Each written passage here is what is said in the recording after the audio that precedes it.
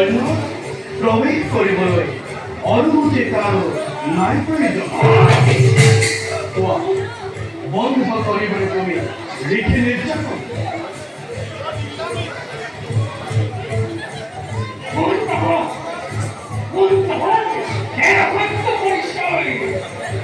ধর্মের রক্ষাকারী আত্মগুরুত্ব মহান অধিকারী শ্রীরামচন্দ্র আর মই অনুজ লক্ষ্মণ ওরা ওয়া দরকার অন্যত্র তুমি শেষ করতে